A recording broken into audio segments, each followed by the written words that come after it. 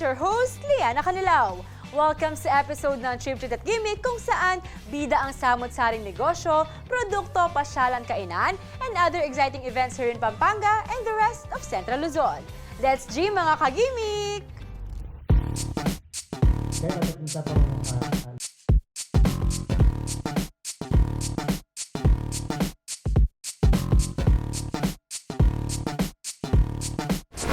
Maraming paraan ang pwede nating gawin para makapag-relax na tuwing sobrang stress na tayo. Isa na riyan ang pagbabasa ng libro. Kaya naman for our trip today, samahan niyo akong tuklasin ang mga kwentong may kabuluhan at tunay na inspirasyon.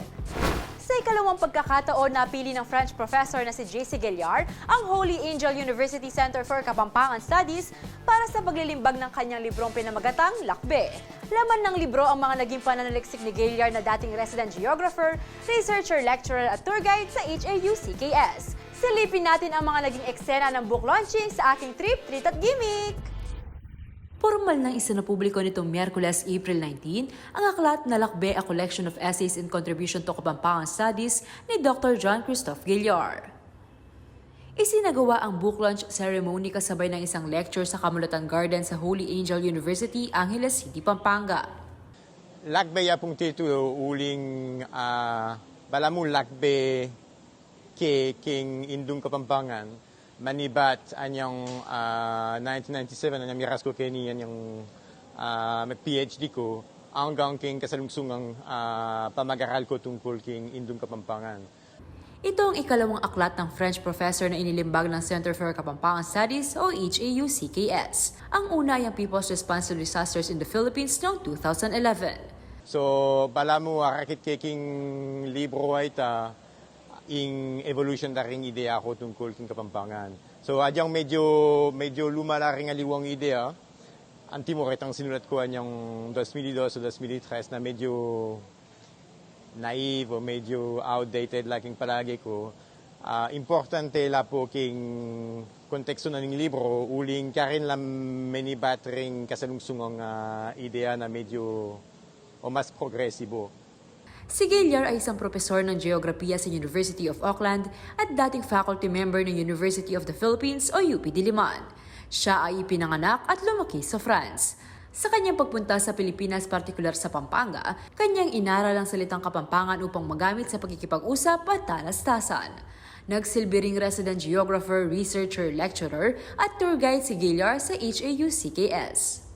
Na dapat king pamag-aral tungkol king Kapampangan, dapat lakwan tala kitang balamu-balang ka sa dayo na pamanang kolonyal. Manibat ka ring Espanyola niyang labing na masiglo.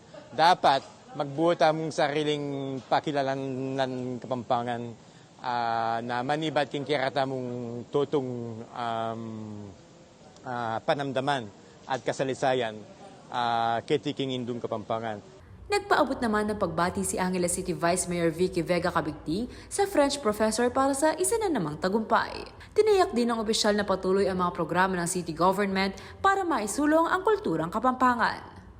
And I've been talaga pong in awe with him ever since because ang alam ko po sa research po siya talaga pero itong ginagawa po niya ito I think because of his love for the Amanong Siswan or Kapampangan. Kaya po, mas magaling pa siya magkapampangan kung minsan sa talagang Kapampangan. And I respect that passion. No po? And natutuwa tayo na ngayon, yung mga works po niya, yung mga sinulat niya, ay meron pong libro na po ngayon. No? So, it will be immortalized, no? And ito po yung iiwan niya na legacy.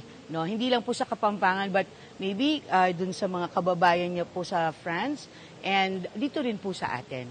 Napaka-busy po natin at napakaraming programa ng ating syudad para po talagang yung ating Amanong Siswan ay lalo po nating mapatibay at ma-inspire po yung ating kabataan na to speak the language. Samantala, inimbitahan naman ni Dr. Lino Dizon, Commissioner ng National Historical Commission of the Philippines o NHCP, ang publiko na bisitahin ng HAU-CKS upang higit na matuto tungkol sa kasaysayan ng Pampanga. Si Dr. Dizon ay isa sa mga nakasama sa pagsisimula ng CKS noong 2002. Isa umano sa kanyang early researches ay ang pagtataguyod ng AMLAT, Kapampangan term para sa history. I'm inviting you, no, lalo na yung mga kabataan, kapag may panahon kayo, pasyal kayo no? Dito sa museum ng Center for Kapampangan Studies para you will appreciate more no? Yung pinagmulan natin at yung patutunguhan. No? Kasi nga, ang sabi ko nga, nasa amlat, sa kasaysayan, nakasalamin yung ating kinabukasan. Iba-iba man ang journey o lakbe na mayroon tayo, mahalaga pa rin na lumingon tayo sa ating pinanggalingan.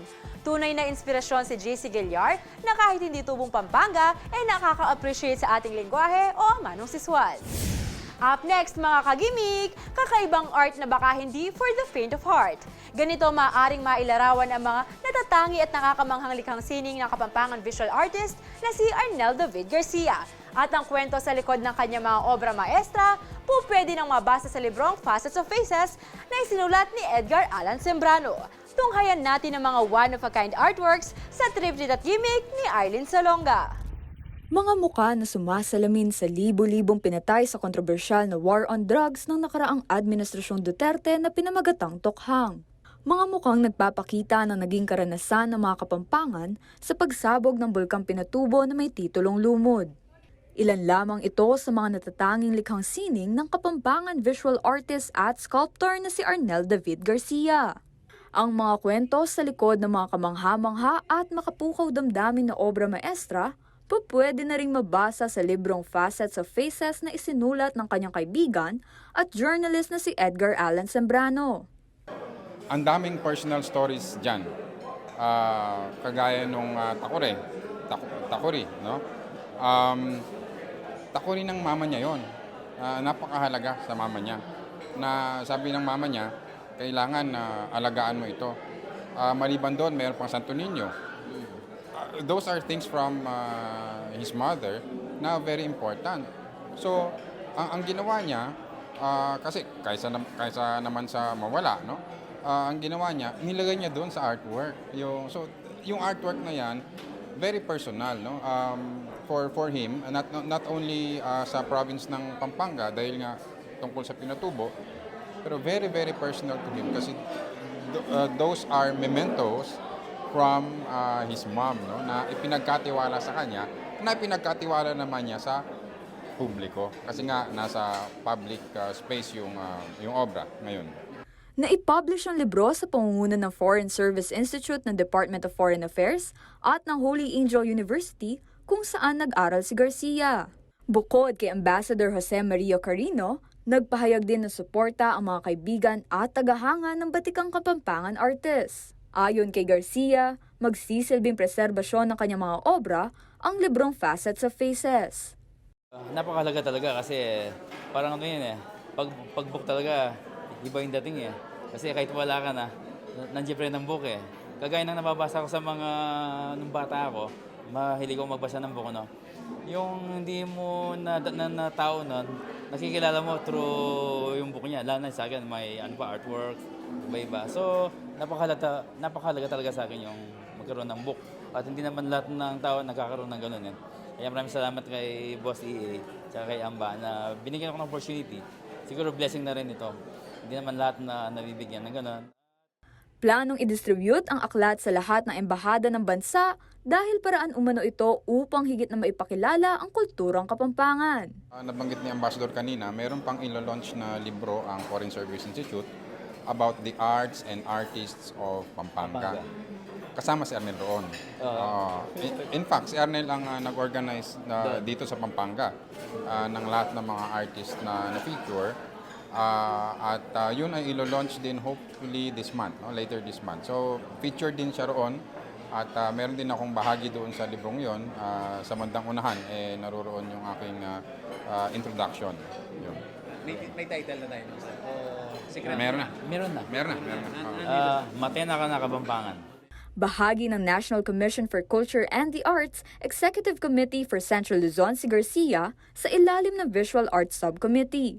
Tumanggap na rin siya ng samut-saring parangal para sa kanyang mga likha hindi lamang sa mga national arts competition dito sa bansa, ngunit maging sa Europa gaya ng Germany. Kinilabutan ba kayo mga kagimik? O baka tulad ko ay namangharin kayo? Sobrang makatotohanan, hindi ba? May mga uri talaga ng sining na dadalhin ka sa ibang mundo. Up next, kwento ng tagumpay ng mga MSME makikita sa kauna-unahang Negosyo Center ebook ng DTI Region 3. At successful MSME sa Pampanga, tampok sa Kapabaluan Coffee Table Books. Don't go away! Magbabalik ang Trip, Cheat at Gimmick!